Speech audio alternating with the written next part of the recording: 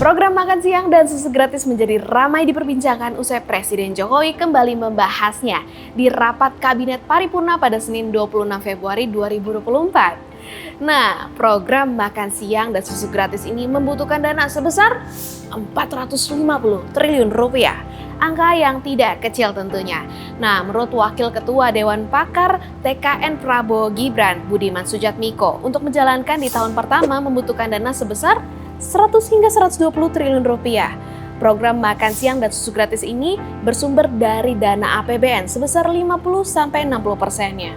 Lalu untuk menjalankan program ini, program apa yang harus dikorbankan? Dan seberapa urgent program makan siang dan susu gratis ini harus dilakukan? Ya, kemarin sempat kan ada anggota tim ses yang bicara kita akan potong subsidi BBM misalnya. Apakah berani? Yang begitu ya pertanyaan kita. Kita tahu bahwa pemotongan subsidi BBM tuh impact-nya panjang, ya, luas. Inflasi akan segera naik, ya, kemudian juga semua sektor nanti akan mengalami tekanan, ya. Belum potensi dari kenaikan harga BBM dari internasional. Ya, kita tahu bahwa sekarang kondisi global ini penuh ketidakpastian. Kalau misalkan konflik di Timur Tengah atau konflik di Rusia memanas, misalnya tiba-tiba harga BBM dunia itu bisa segera melonjak dengan cepat. Kalau memotong infrastruktur misalnya, nah ini nanti akan banyak memotong legasi-legasi Presiden Jokowi misalnya. Nah, itu gimana? Nah, mungkin yang bisa dipotong leluasa dalam tanda petik bansos jangan-jangan. Jangan-jangan bansos nanti yang akan segera berakhir, ya, bulan ini udah selesai pilpresnya, udah selesai kepentingannya, ya. Nah, jadi ruang tersisa untuk pemerintah itu biasanya mengandalkan defisit anggaran, mengandalkan utang, begitu.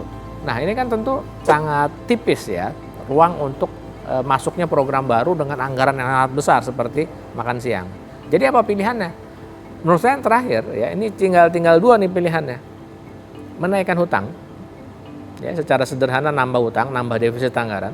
Atau yang kedua, secara ketat memotong anggaran-anggaran yang lain, begitu. Menurut Yusuf, anggaran yang dikeluarkan untuk makan siang ini membutuhkan pertimbangan yang matang jika dibandingkan dengan program pembangunan IKN. Menurutnya biaya yang dikeluarkan selama 3 tahun pembangunan IKN 2022 hingga 2024 sebesar 75 triliun, yang artinya setara dengan budget yang dikeluarkan untuk program makan siang gratis dan susu gratis dalam 1 tahun. Lalu, apa dampaknya program ini terhadap APBN 2025? Ini terus terang kita agak ngeri, ya. Kenapa? Pertama karena ruang fiskal kita ini terbatas dan tidak banyak peluang untuk meningkat ke depan. Jadi tax ratio kita, itu penerimaan perpajakan kita dalam 10 tahun terakhir ini cenderung stagnan di angka 10%. Kemudian yang kedua, beban anggaran kita itu cenderung nggak banyak bisa dikurangi. Kenapa? Karena beban pengeluarannya yang sifatnya dalam tanda petik wajib lah gitu, ya. Gaji pegawai, ya, belanja barang, kemudian pembayaran bunga hutang. Ya, itu sangat signifikan. Ini kira-kira belum transfer ke daerah, ya, transfer ke daerah, dana desa, ya, itu juga sangat signifikan. Ini bisa hampir seluruh penerimaan perpajakan kita. Ini bisa sekitar 9% dari PDB ini untuk pengeluaran rutin ini. Ini hampir setara dengan penerimaan perpajakan kita yang 10% tadi, begitu. Yusuf juga menjelaskan bahwa defisit anggaran negara kita sudah melampaui batas di sepanjang tahun 2020 hingga 2022, defisit anggaran kita sudah melewati 3% dari PDB. Kita mengalami kenaikan defisit anggaran besar-besaran itu saat pandemi. Ya, di saat pandemi kita melanggar, ya, 2 prinsip utama disiplin makroekonomi, yaitu defisit anggaran maksimum 3% dari PDB, itu kita terabas. Yang kedua, Bank Sentral tidak membeli SBN, surat utang dari pemerintah. Baru pada tahun 2023 hingga 2024, Indonesia dapat menekan defisit anggaran di bawah 3%. Menurut Yusuf, apabila program mega proyek makan siang dan susu gratis diakomodir, maka APBN 2025 beresiko mengalami peningkatan defisit anggaran. Ini kan berbahaya sebenarnya ya. Ini beresiko tinggi menurut saya. Kenapa? Karena begitu naik ke batas 3% dari PDB ya, dalam situasi masih normal begitu ya, kita mendekati batas defisit ke 3%, ini nanti market akan melihat ada ketidakdisiplinan fiskal. Ini nanti akan segera ditangkap oleh market ya sebagai turunnya kredibilitas. Nanti beban bunga utang akan meningkat. Jadi nanti kalau pemerintah berhutang, biayanya akan lebih mahal.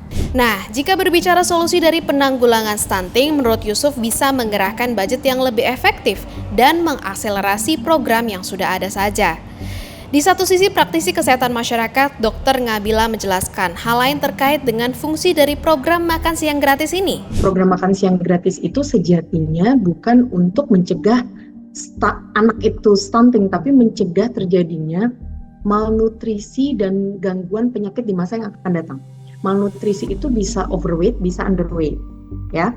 Artinya dia itu bisa menjadi gizi kurang, atau kalau pada anak usia SD, kalau nanti kronis bisa menjadi anemia kronis, apalagi kalau wanita calon ibu yang dia bisa melahirkan anak dengan gangguan nutrisi, pertumbuhan, perkembangan, bahkan stunting. Dr. Ngabila juga menambahkan bahwa makan siang gratis ini juga harus sesuai konsep piringku, yaitu tinggi protein hewani, variasi komposisi, dan higienitas.